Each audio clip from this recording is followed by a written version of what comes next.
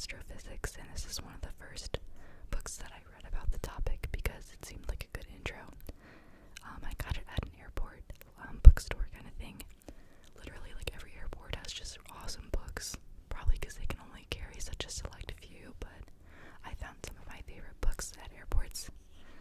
It is by deGrasse Tyson, who I would say is a pretty famous astrophysicist, studied under Carl Sagan, redid his show Cosmos, which was a cool show to watch growing up. So if you're also really into like outer space and the wonders of the universe, then I think we'll get along, and this video is for you. So let's get into this book.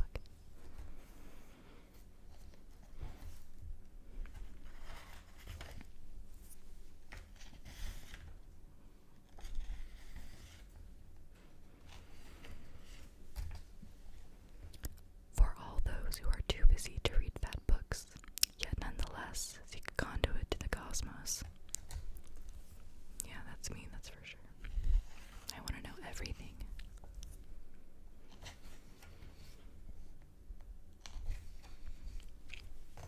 And this is a great quote. The universe is under no obligation to make sense to you, but we wish that it did.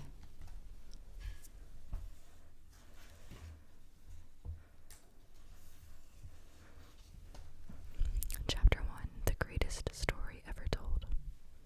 The world has persisted many a long year, having once been set going in the appropriate motions. From these, everything else follows. Lucratus 50 BC.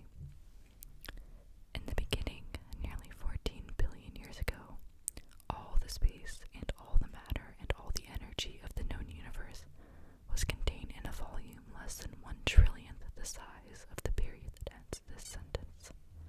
Conditions were so hot, the basic forces of nature that collectively describe the universe were unified, though still unknown how it came into existence.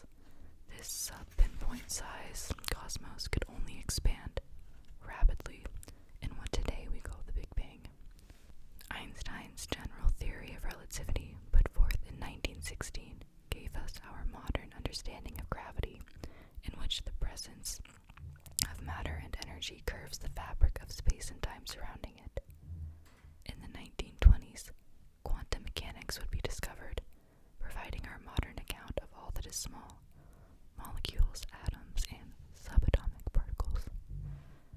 But these two understandings of nature are formally incompatible with one another, which set physicists off on a race to blend theory of the small with the theory of the large into a single coherent theory of quantum gravity. Although we haven't yet reached the finish line, we know exactly where the high hurdles are. One of them is during the blank era of the early universe. That's the interval of time from t equals 0 up to t equals 10 to the negative 43rd seconds, aka 1/10 million trillionths of a second after the beginning, and before the universe grew to 10 to the negative 35 meters, 100 billion trillionths of a meter across. The German physicist Max Planck, after whom these unimaginably small quantities are named, introduced the idea of quantized energy in 1900 and is generally credited as the father of quantum mechanics. The clash between gravity and quantum mechanics poses no practical problem for the contemporary universe. Astrophysicists apply the tenets and tools of general relativity and quantum mechanics to very different classes of problems. But in the beginning, during the blank era, the large was small, and we suspect there must have been a kind of shotgun wedding between the two. Alas, the vows exchanged during that ceremony continue to elude us, and so known laws of physics describe with any confidence the behavior of the universe over that time. We nonetheless expect that by the end of the blank era, gravity wriggled loose from the other, still unified forces of nature, achieving an independent identity nicely described by our current theories. As the universe aged through 10 to the negative 35th seconds, it continued to expand, diluting all concentrations of energy in what remained of the unified forces split into the electroweak and the strong nuclear forces. Later still, the electroweak force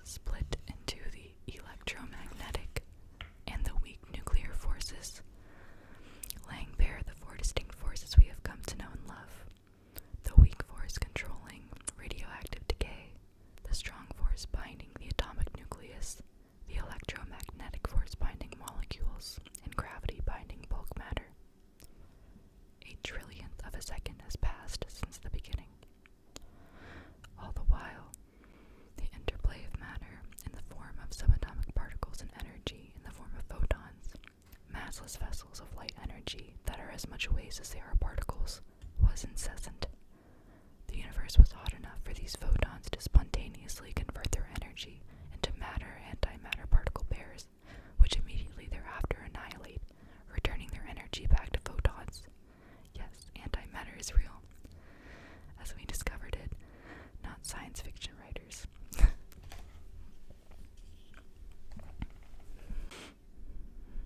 These transmogrifications are entirely prescribed by Einstein's most famous equation, E equals mc squared, which is a two-way recipe for how much matter your energy is worth and how much energy your matter is worth.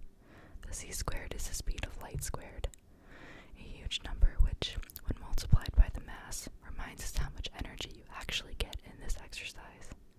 Shortly before, during, and after the strong and electroweak forces parted company, the universe was a seething soup of quarks, leptons, and their antimatter siblings, along with bosons, the particles that enable their interactions. Real quick, if you don't know, the standard model of physics pretty much describes all the elementary particles of the universe, everything that can't be divided, the beginning of the beginning, pretty much. And they're split into fermions and bosons, where fermions are matter and bosons are the, again, the particles that enable the interactions between other fermions. So you should look up the standard model. I think it's really important to learn and to know because it's the foundation of everything. Alright, so anyway, the book again goes on to say, none of these particle families is thought to be divisible into anything smaller or more basic, though each comes in several varieties. The ordinary photon is a member of the boson family. The leptons most familiar to the non-physicist are the electron and perhaps the neutrino. And the most familiar quarks are, well, there are no familiar quarks. Each of their 6 subspecies has been assigned an abstract name that serves no real theological, philosophical, but, well, I honestly don't even know how to say that. This is embarrassing. I'm gonna say it like this: pedagogical purpose, except to distinguish it from others. Up and down, strange and charmed, and top and bottom. So those are the quarks: up and down, strange and charmed, and top and bottom. Bosons, by the way, are named for the Indian scientist Satyendra Nath Bose. The word lepton derives from the Greek leptos, meaning light or small. Quark, however, has a literary and far more imaginative origin. The physicist Murray Gell-Mann, who in 1964 proposed the existence of quarks as the internal constituents of neutrons and protons, and who at the time thought the quark family had only 3 members, drew the name from a characteristically elusive line in James Joyce's Finnegan's Wake: 3 quarks for muster mark.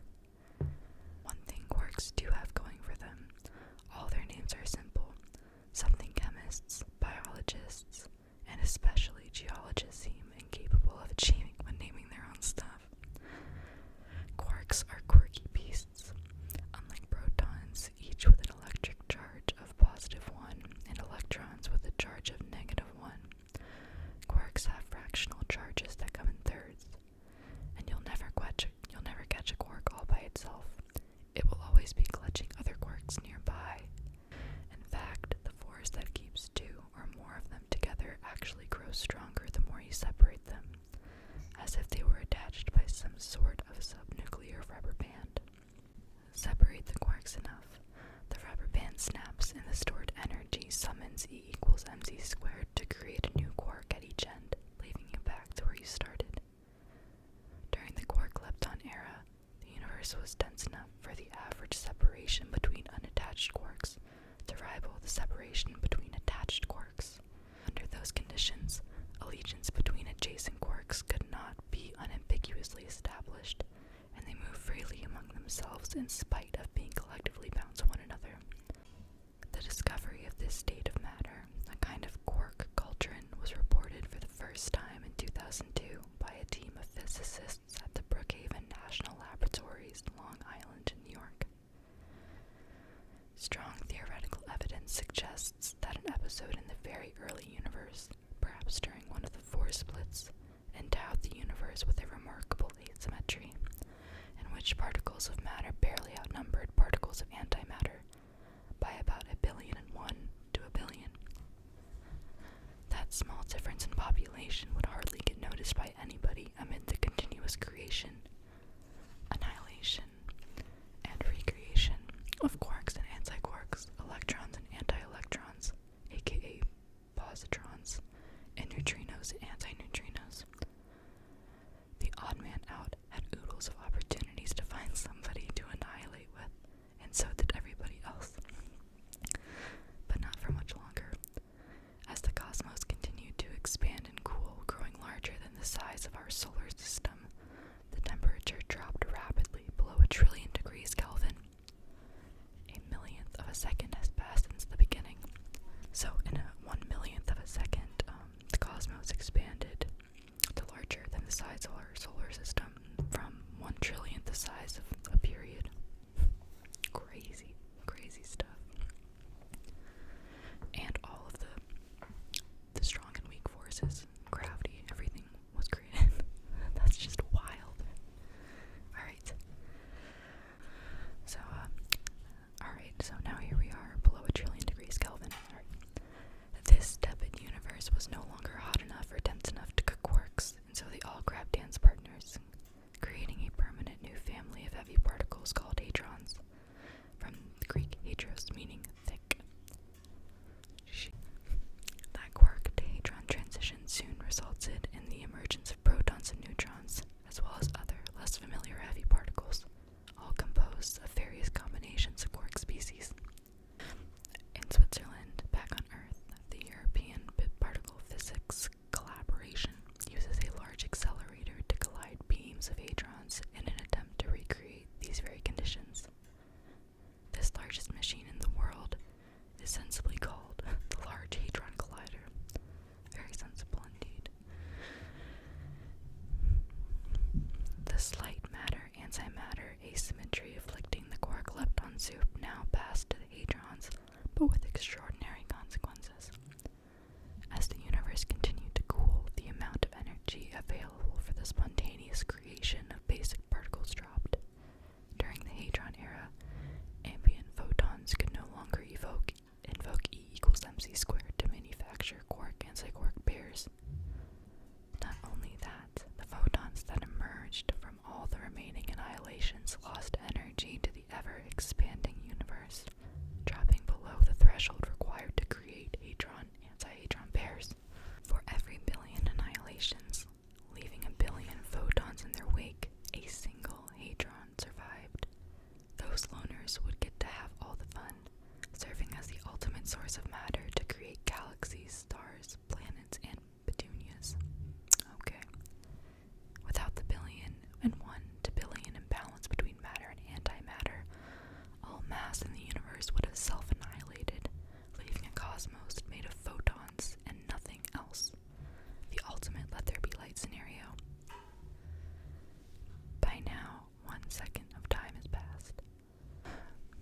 The universe has grown to a few light years across, about the distance from the sun to its closest neighboring stars.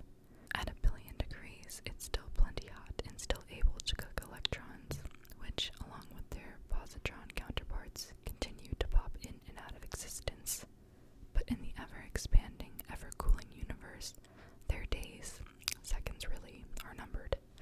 What was true for quarks and true for hadrons had become true for electrons. Eventually, only one electron in 1,000,000,000 survives. The rest annihilate with positrons, their antimatter sidekicks, in a sea of photons. Right about now, 1 electron for every proton has been frozen into existence. As the cosmos continues to cool, dropping below 100 million degrees, protons fuse with other protons protons, as well as with neutrons, forming atomic nuclei and hatching a universe in which 90% of these nuclei are hydrogen and 10% are helium, along with trace amounts of deuterium, heavy hydrogen, tritium, even heavier hydrogen, and lithium. 2 minutes have now passed since the beginning. For another 380,000 years, not much will happen to our particle soup. Throughout these millennia, the temperature remains hot enough for electrons to roam free among the photons, batting them to and fro as they interact with one another. But this freedom comes to an abrupt end when the temperature of the universe falls below 3,000 degrees Kelvin, about half the temperature of the sun's surface, and all the free electrons combine with nuclei. The marriage leaves behind a ubiquitous path of visible light, forever imprinting the sky with a record of where all the matter was in that moment, and completing the formation of particles and atoms in the primordial universe. For the first billion years, the universe continued to expand and cool as matter gravitated into the massive concentration we call galaxies. Nearly 100 billion of them formed, each containing hundreds of billions of stars that undergo thermonuclear fusion in their core.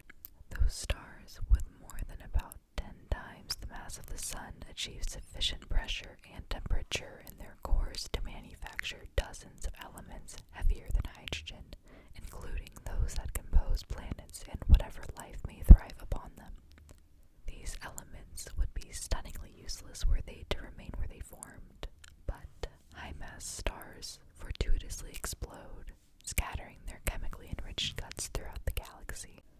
After 9 billion years of such enrichment, in an undistinguished part of the universe, the outskirts of the Virgo supercluster, in an undistinguished galaxy, the Milky Way, in an undistinguished region, the Orion Arm, an undistinguished star, the Sun, was born. The gas cloud from which the Sun formed contained a sufficient supply of heavy elements to coalesce and spawn a complex inventory of orbiting objects that include several rocky and gas planets, hundreds of thousands of asteroids, and billions of comets. For the first several 100 million years, large quantities of leftover debris in wayward orbits would accrete onto larger bodies. This occurred in the form of high-speed, high-energy impacts, which rendered molten the surfaces of the rocky planets, preventing the formation of complex molecules. As less and less accretable matter remained in the solar system, planet surfaces began to cool. The one we call Earth formed in a kind of Goldilocks zone around the Sun, where oceans remained largely in liquid form. Had Earth been much closer to the Sun, the oceans would have evaporated. Had Earth been much farther away, the oceans would have frozen. In either case, life as we know it would not have evolved. Within the chemically rich liquid oceans, by a mechanism yet to be discovered, organic molecules transition to self-replicating life. Dominant in this primordial soup were simple anaerobic bacteria, life that thrives in oxygen-empty environments, but accretes chemically potent oxygen as one of its byproducts. These early single-celled organisms unwittingly transformed Earth's carbon dioxide-rich atmosphere into one with sufficient oxygen to allow aerobic organisms to emerge and dominate the oceans and land. These same oxygen atoms, normally found in pairs, also combine in threes to form ozone in the upper atmosphere, which serves as a shield that protects Earth's surface from most of the sun's molecule-hostile ultraviolet photons. We owe the remarkable diversity of life on Earth, and we presume elsewhere in the universe, to the cosmic abundance of carbon in the countless number of simple and complex molecules that contain. There's no doubt about it. More varieties of carbon-based molecules exist than all other kinds of molecules combined. But life is fragile. Earth's occasional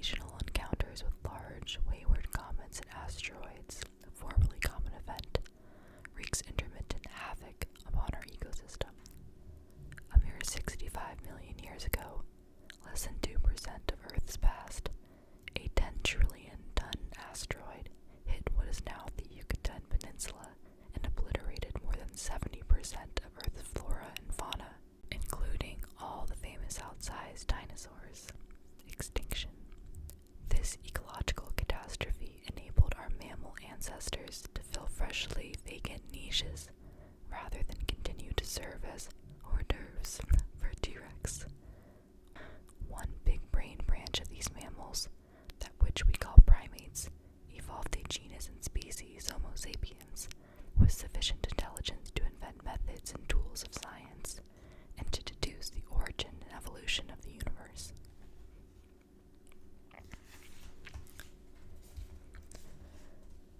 What happened before all this? What happened before the beginning? Astrophysicists have no idea, or rather, our most creative ideas have little or no grounding in experimental science.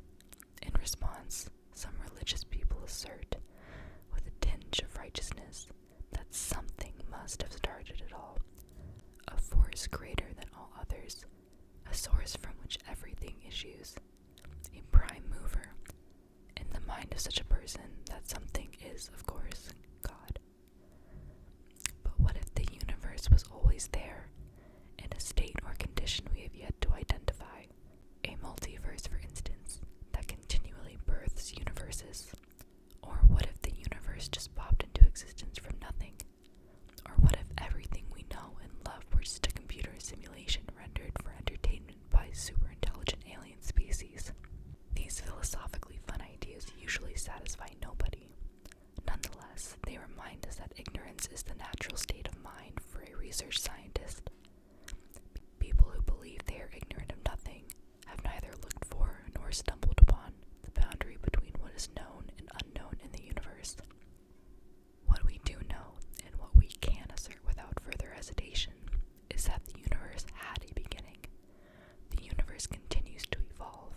And yes, every one of our body's atoms is traceable to the Big Bang and to the thermonuclear furnaces within time as stars that exploded more than 5 billion years ago. We are stardust brought to life, then empowered by the universe to figure itself out, and we have only just begun. And scene. Cool, so that was chapter 1 of this book. Yeah, I love that closing. I think it's really powerful. One of Carl Sagan's famous quotes is along the lines of, we are the universe trying to understand itself. Something like that, but yeah, it just kind of gives me chills every time I think about it. Yeah.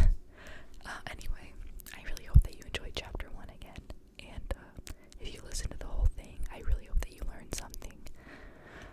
And if you want a chapter 2, let me know. I'm happy to read more of this book. I really want to do more videos that delve further into specific topics of astrophysics and astronomy, like general relativity, the standard model, cosmic microwave background, amongst other things.